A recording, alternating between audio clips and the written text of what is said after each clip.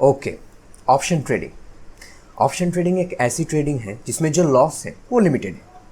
आपको एक अमाउंट के ऊपर कोई लॉस नहीं होगा, लेकिन जो प्रॉफिट है वो अनलिमिटेड है। आपकी 5,000 रुपये की इन्वेस्टमेंट 10,000, 15,000, 25,000, 40,000 भी बन सकता है। यस, आपको लग रहा है भाई ये तो जुआ है। यस, इस दुनिया में हर एक चीज़ जुआ है जिसके बारे में आपको प्रॉपर नॉलेज नहीं है। तो ऑप्शन ट्रेडिंग का ये सीरीज स्टार्ट करने से पहले मैं एक चीज़ क्लियर कर देता हूँ। यहाँ पे लर्निंग एंड अर्निंग एक साथ नहीं होता। At first you have to invest your time in learning, then earning. और for beginners option trading is a high risk and high reward game, and for advance trader option trading is low risk and high reward game. The journey from high risk and high reward to low risk and low reward is not so easy. हाँ, तो option trading के इस series के अंदर मैं कोशिश करूँगा ये जर्नी को आसान करने की।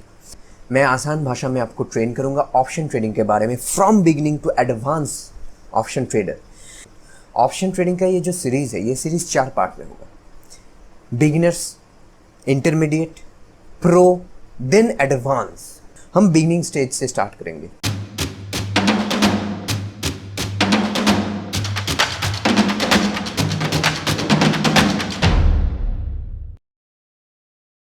ऑप्शन ट्रेडिंग की 2 पार्ट होता है, एक है कॉल और एक होता है पुट। अगर आपकी व्यू बुलिश है, अगर आपको लग रहा है मार्केट ऊपर जाएगा, आप कॉल खरीदोगे। अगर आपकी व्यू बेरिश है, अगर आपको लग रहा है मार्केट नीचे जाएगा, आप पुट खरीदोगे। कॉल के अंदर 2 प्लेयर होता है, एक है कॉल बायर, एक है कॉल सेलर। पुट के अंदर भी 2 प्लेयर होता है, एक है पुट बायर, एक है पुट सेलर। अभी नीचे मत जाओ, अभी नीचे मत जाओ, पहले ये समझो call buyer, call seller, put buyer, put seller, इनके बारे में पहले समझो, फिर हम नीचे जाएंगे धीरे धीरे। तो मैंने बोला कॉल के अंदर 2 प्लेयर होता है, एक है कॉल बायर, एक है कॉल सेलर। सिंपल, अगर कॉल बायर मार्केट में एग्जिस्ट करता है, मतलब अगर बायर है तो सेलर भी रहना पड़ेगा, तो call buyer and call seller. Same put के अंदर भी put buyer and put seller. तो जो कॉल बायर होता है उनको लगता है मार्केट ऊपर जाएगा, जो कॉल बायर होता है उनको लगता है मार्केट ऊपर जाएगा, और जो पुट बायर होता है उनको लगता है मार्केट नीचे जाएगा।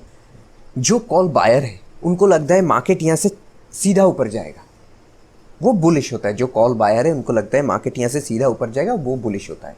और जो कॉल सेलर है उनको लगता है मार्केट यहाँ से ऊपर तो नहीं जाएगा, नीचे भी जा सकता है, एक रेंज के अंदर कंसोलिडेट भी कर सकता है। कॉल बायर को मार्केट ऊपर जाने में फ़ायदा है, लेकिन कॉल सेलर को मार्केट नीचे जाने में फ़ायदा है। एंड अगर मार्केट एक रेंज के अंदर भी मूव करता है, उससे भी कॉल सेलर को फ़ायदा है। सेम पुट बायर को प्रॉफिट करने के लिए मार्केट को नीचे जाना पड़ेगा, क्योंकि पुट बायर है बियरिश। लेकिन पुट सेलर, जो पुट सेल कर रहा है, उसको प्रॉफिट करने के लिए मार्केट को ऊपर जाना पड़ेगा, नहीं तो एक रेंज के अंदर मूव करना पड़ेगा।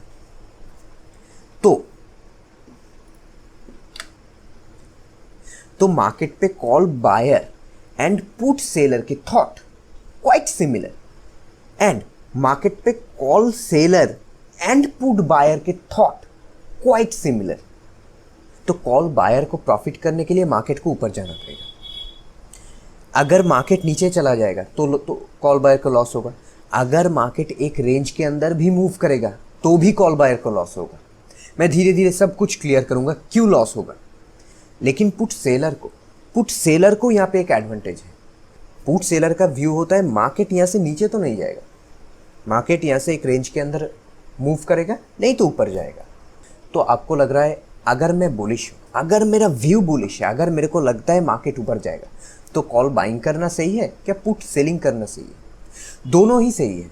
अगर आपके पास पैसा कम है, अगर आपके पास 5,000, 10,000, 15,000, 20,000, 30,000 रुपया है, तो आपको कॉल बाइंग करना पड़ेगा, क्योंकि पुट सेलिंग करने के लिए आपको 1-1.5 लाख 2 लाख 4 लाख के ऊपर फंड चाहिए। मैं धीरे धीरे सब कुछ मैं क्लियर करूंगा क्यों पुट सेलर के लिए ज़्यादा पैसा चाहिए। At the same time call seller के लिए भी ज़्यादा पैसा चाहिए। तो इसलिए मार्केट पे ज़्यादा से ज़्यादा लोग कॉल बाइंग करते हैं, पुट बाइंग करते हैं। तो अब ये बोलोगे कॉल बाइंग करना ही सही है, पुट बाइंग करना ही सही है, कम पैसा प्रॉफिट ज़्यादा। हाँ सही है, कॉल बाइंग करना भी सही है, पुट बाइंग करना भी सही है। लेकिन कॉल सेलर के पास एक्स्ट्रा अपॉर्चुनिटीज़ रहता है अपने आप को हेज करने के लिए। मैं धीरे धीरे सब कुछ मैं क्लियर करूंगा। ऑप्शन ट्रेडिंग के ये सीरीज़ के अंदर मैं धीरे धीरे सब कुछ क्लियर करूंगा। Call seller and put seller के पास एक्स्ट्रा अपॉर्चुनिटीज़ होता है अपने रिस्क को मिनिमाइज करने के लिए। उसको बोलते हैं हेजिंग। ओके, एग्जाम्पल, सपोज आप टाटा नैनो खरीदना चाहते हो जिनका प्राइस है 1 लाख रुपीज़, और आप टाटा नैनो की ब्लू कलर की टाटा नैनो खरीदना चाहते हो जिनका प्राइस है 1 लाख रुपीज़। और आप शोरूम पे गए ब्लू कलर की टाटा नैनो खरीदने के लिए, और शोरूम के मालिक आपको बोलता है ब्लू कलर की टाटा नैनो अभी तो अवेलेबल नहीं है, 2 महीने बाद ब्लू कलर की टाटा नैनो शोरूम पे आएगा। और आपको लगता है 2 महीने बाद टाटा नैनो का प्राइस बढ़ जाएगा। तो इसलिए आपके दिमाग में एक आइडिया आया। आपने दुकानदार को बोला, सर मैं आपको आज 2,000 रुपया देता हूँ, अगर 2 महीने बाद टाटा नैनो का प्राइस बढ़ जाए, मैं तो 1 लाख पे ही टाटा नैनो खरीदूंगा, मैं और 98,000 पे करके टाटा नैनो अपना घर ले जाऊंगा। अगर 2 महीने बाद टाटा नैनो का प्राइस टाटा नैनो का प्राइस बढ़ के कुछ भी हो जाए, 1,10,000, 1,20,000, 1,30,000, 2 लाख भी हो जाए टाटा नैनो का प्राइस 2 महीने बाद, मैं तो 1 लाख पे ही खरीदूंगा। मैं ओनली 98,000, क्योंकि मैं आज आपको 2,000 दे रहा हूँ, मैं ओनली 98,000 पे करके मैं अपना टाटा नैनो घर ले जाऊँगा। और शोरूम की मालिक को लगता है टाटा नैनो के प्राइस 2 महीने के बाद गिरेगा, तो इसलिए वो आपकी शर्त पे राजी हो जाता है। ठीक है, आप 2,000 दे दीजिए। अगर 2 महीने बाद टाटा नैनो का प्राइस बढ़ गया तो आपको मैं 1 लाख रुपया पे ही टाटा नैनो दे दूंगा। आप 98,000 पे करके टाटा नैनो घर लेके जाओगे। लेकिन अगर 2 महीने बाद टाटा नैनो का प्राइस कम हो गया, क्योंकि मेरे को लग रहा है 2 महीने के बाद टाटा नैनो का प्राइस कम हो जाएगा, कम होगा, तब आपकी ये 2,000 रुपया भूल जाओगे। तब जितना प्राइस होगा आप उतना प्राइस पे करके टाटा नैनो घर ले जाओगे। आप 2 महीने बाद शोरूम पे गए और पूछा, सर टाटा नैनो का प्राइस कितना है, और शोरूम के मालिक ने आपको बताया, भाई टाटा नैनो का प्राइस तो बढ़ गया, टाटा नैनो का प्राइस 1 लाख से 1,10,000 हो गया। तो आप ठीक है, आप 98,000 पे करके टाटा नैनो ले जाइए। आपका प्रॉफिट, आप बहुत खुश। तो आपका कितना प्रॉफिट हुआ? 10,000 रुपीज़। आपका प्रॉफिट हुआ 10,000 रुपया। एंड इंटरेस्टिंग, आप 2 महीने बाद शोरूम पे गए, शोरूम के मालिक से पूछा, सर टाटा नैनो का प्राइस कितना है, और शोरूम के मालिक ने आपको बताया टाटा नैनो का प्राइस तो कम होकर 90,000 हो गया। मैंने आपको बोला था टाटा नैनो का प्राइस कम होगा। तो अब आप वो 2,000 रुपया भूल जाइए, आप 90,000 दे के टाटा नैनो घर ले जाइए। तो अब आपका कितना लॉस हुआ? 2,000 रुपीज़। ओके, तो ध्यान से सुनना इस बात को। जब टाटा नैनो का प्राइस 1 लाख से बढ़ के 1,10,000 हुआ था, तब आपका प्रॉफिट हुआ था 10,000 रुपया। लेकिन जब टाटा नैनो का प्राइस 1 लाख से घट के 90,000 हुआ, तब आपका लॉस हुआ ओनली 2,000 रुपीज़। ये है बायर, आप हो बायर।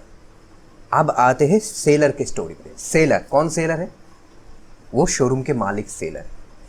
जब टाटा नैनो का प्राइस 1 लाख से बढ़ के 1,10,000 हुआ था, तब उनका कितना लॉस हुआ? 10,000 रुपीज़। एंड जब टाटा नैनो का प्राइस घट के 1 लाख से 90,000 हुआ था, तब उसका कितना प्रॉफिट हुआ? Only 2,000 rupees. इसका मतलब क्या है? जो सेलर है उनका प्रॉफिट लिमिटेड है, लेकिन लॉस अनलिमिटेड है। एंड जो बायर है उनकी लॉस लिमिटेड है एंड प्रॉफिट अनलिमिटेड है।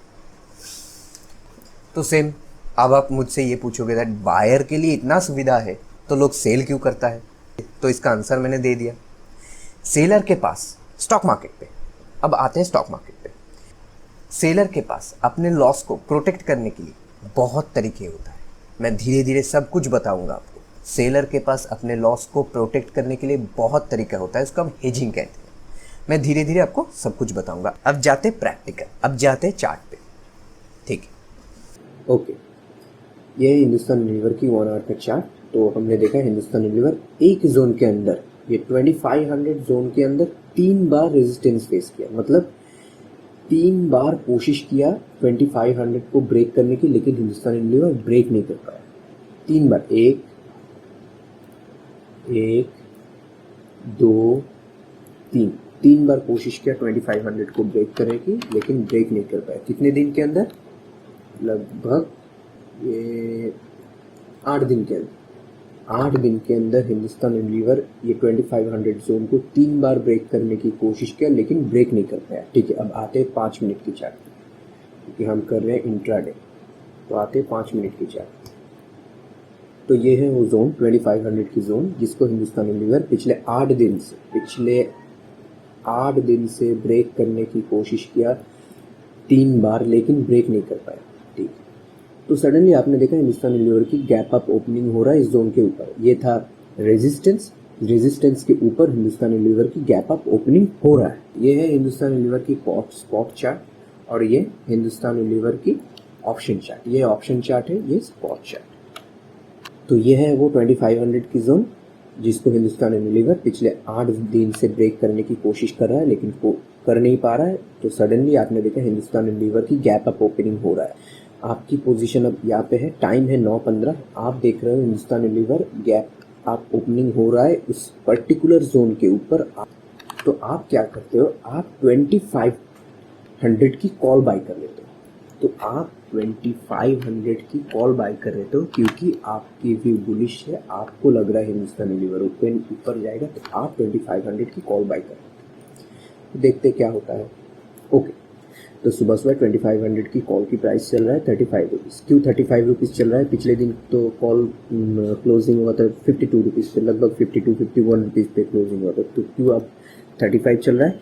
इसका भी रीज़न है, मैं आगे जाके अगली कुछ वीडियो के अंदर मैं कवर करूँगा क्यों 35 रुपीज़ चल रहा है, और क्यों हमने 2500 की कॉल को सिलेक्ट किया, ये भी मैं अगले वीडियो में कवर करूँगा। तो आपने देखा सुबह 2500 की कॉल की प्राइस चल रहा है 36 रुपीज़। तो आपने यहाँ पे बाइंग की, आपने बाइंग किया यहाँ पे, आपको लग रहा है मार्केट यहाँ से ऊपर भागेगा कुछ देर के लिए, तो आपने यहाँ पे बाइंग किया 35। अब 15 मिनट के अंदर 35 रुपीज़ की कॉल बढ़ के 36 रुपीज़ की कॉल बढ़ के 86 रुपीज़ हो गया, 135, ऑलमोस्ट 130%।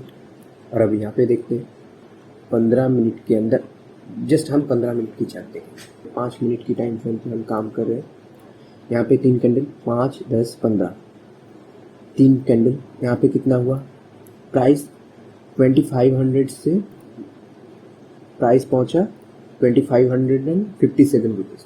आप अगर कैश मार्केट पे बाई करते तो आपका प्रॉफिट हुआ था ऑलमोस्ट 1.5%। लेकिन आपने किया ऑप्शन ट्रेडिंग, तो आपने बाय किया 2500 की कॉल, जिसका प्राइस चल रहा था 37 रुपीज़, एंड वो 15 मिनट के अंदर हुआ 130, 140%। वो 15 मिनट के अंदर 140% रिटर्न दिया। इसका प्राइस 36 रुपीज़ से बढ़ के हो गया 80, 82, 85 रुपीज़। तो ये होता है ऑप्शन ट्रेडिंग। और भी कहानी है। जिस जोन को HDFC बैंक ब्रेक किया, जिस जोन को HDFC बैंक ब्रेक किया, उस जोन पे रिटेस्ट करने के लिए HDFC बैंक यहाँ तक आया। यहाँ तक आने के बाद HDFC बैंक एक रैली दिखाया। यहाँ तक आने के बाद HDFC बैंक सुबह यहाँ पे ओपन हुआ, यहाँ से ओपन होकर यहाँ तक गया, यहाँ तक जाने के बाद फिर रिटेस्ट करने के लिए जोन तक आया, उसके बाद एक रैली दिखाया यहाँ तक। ठीक है, हम एंट्री करेंगे जस्ट यहाँ पे, नहीं एंट्री। ओके, तो हमने एंट्री किया यहाँ पे 10:45 AM। ओके, तो 10:45 पे ऑप्शन की प्राइस थी लगभग 63-64 रुपीज़। तो सपोज हमने 64 रुपीज़ पे एंट्री लिया 10:45 AM पे। तो हमने एंट्री किया 10:45 AM पे, जब ऑप्शन की प्राइस थी लगभग 63-64 रुपीज़। तो हमने एंट्री किया 64 रुपीज़ पे, यहाँ पे हमने एंट्री। तो हम देखते हैं दिन के अंत पे ऑप्शन की प्राइस कितना होता है। तो जब हमने एंट्री किया तब स्पॉट पे हिंदुस्तान यूनिलीवर की प्राइस तक, कैश मार्केट पे हिंदुस्तान यूनिलीवर की प्राइस तक 2519 रुपीज़। सपोज हमने एग्जिट किया एकदम दिन के अंत पे, ऑलमोस्ट कैश मार्केट पे 2% की प्रॉफिट, ऑलमोस्ट कैश मार्केट। ठीक, ओके। तो 10:45 AM पे हमने एंट्री किया जब 2500 के ऑप्शन की प्राइस चला था 63-64 रुपीज़। और देखते हैं दोपहर 3 बजे इस ऑप्शन की प्राइस क्या होता है। हमने 63 पे एंट्री किया। हमारा एंट्री जोन है ये है हमारा एंट्री जोन। हम यहाँ पे एंट्री किया, ठीक है। जब हमने एंट्री किया था तब ऑप्शन की प्राइस चला था 64 रुपीज़, 63 रुपीज़। और जब हमने एग्जिट किया 3 AM, जब हमने एग्जिट किया तब उस ऑप्शन की प्राइस चला था 96 रुपीज़। तो 50% की प्रॉफिट। कैश मार्केट पे 2%, कैश मार्केट पे ये प्रॉफिट था, कैश मार्केट पे ये प्रॉफिट था 2%। और जब हम ऑप्शन ट्रेडिंग किया ऑप्शन मार्केट पे ये प्रॉफिट था 50%। ठीक है, ओके। तो अब हम कुछ काम की बात कर लेते हैं। ऑप्शन ट्रेडिंग लॉट साइज के ऊपर डिपेंड करता है। एक लॉट के अंदर HDFC बैंक की लॉट साइज है 300, मतलब एक लॉट के अंदर 300 कॉन्ट्रैक्ट्स आता है। एक कॉन्ट्रैक्ट का प्राइस है 60 रुपीज़। अब एक कॉन्ट्रैक्ट का प्राइस है यहाँ पे 96 रुपीज़। HDFC बैंक की कॉन्ट्रैक्ट साइज होता है 50। ये है कॉन्ट्रैक्ट साइज 96 रुपीज़। ये है कॉन्ट्रैक्ट की प्राइस, एक कॉन्ट्रैक्ट की प्राइस है 96 रुपीज़। तो हमने जब एंट्री किया था यहाँ पे तब एक कॉन्ट्रैक्ट की प्राइस था 64 रुपीज़। और मैंने क्या बोला, लॉट साइज है 300 रुपीज़। तब हमारा इन्वेस्टमेंट था 300 इंटू 64। तो हमारा इन्वेस्टमेंट था 19,200 रुपीज़। हमारा इन्वेस्टमेंट था 19,200 रुपीज़। हमने 19,200 से खरीदा हिंदुस्तान यूनिलीवर के ऑप्शन और हमने बेचा 96 रुपीज़ पर। 300 इंटू 96, तो हमने बेचा 28,800 रुपीज़। ओके, तो हम अगर हिंदुस्तान यूनिलीवर की एक लॉट को खरीदना चाहते थे तो हमारा बाइंग प्राइस होता 19,200 रुपीज़। जब हम प्रॉफिट के बाद जब हम सेल किया तब हमारा सेलिंग प्राइस है 28,800 रुपीज़। ठीक, ओके। तो हम जब पहले बाइंग किए थे 9:15 पे हमारा बाइंग प्राइस था 36-37 रुपीज़। और हम जब सेलिंग किए थे लगभग यहाँ पे 9:15 पे हमने बाइंग किया, 9:50 पे हमने सेलिंग किया, 9:50 पे हमने सेलिंग किया। यहाँ पे सपोज हमने यहाँ पे सेलिंग किया, हमारा बाइंग प्राइस था 36 रुपीज़, 37 रुपीज़ और हमारा सेलिंग प्राइस था ऑलमोस्ट 90 रुपीज़। ठीक, हम देखते हैं हमारा इन्वेस्टमेंट कितना था और हमारा प्रॉफिट कितना हुआ था। तो हमारा बाइंग प्राइस कितना था, ओके। तो हमारा बाइंग प्राइस है 300 इंटू 37। हमारा बाइंग प्राइस था 11,100 रुपीज़ और हमारा सेलिंग प्राइस था 300 इंटू 90 रुपीज़, 27,000 रुपीज़। हमारा प्रॉफिट कितना हुआ था, तब हमारा प्रॉफिट हुआ था 15,000 रुपीज़ की प्रॉफिट। जब कैश मार्केट पे, स्टॉक मार्केट पे जब हिंदुस्तान यूनिलीवर की प्राइस 1% गेन हुआ तब हमारा ऑप्शन की प्राइस गेन हुआ ऑलमोस्ट 147%, 150% ऑलमोस्ट। लेकिन बाद में जब स्टॉक मार्केट पे 2% की गेन हुई तब हमारे ऑप्शन की प्राइस क्यों ओनली 50% गेन। तो इस अंतर को समझने के लिए हमको डेल्टा, थीटा, गामा इसको समझना पड़ेगा। तो अगले वीडियो के अंदर हम बात करेंगे delta, theta, gamma. Option trading पे डेल्टा क्या होता है, थीटा क्या होता है, गामा क्या होता है, इसके बारे में हम अगले वीडियो में बात करेंगे। तब तक टाटा।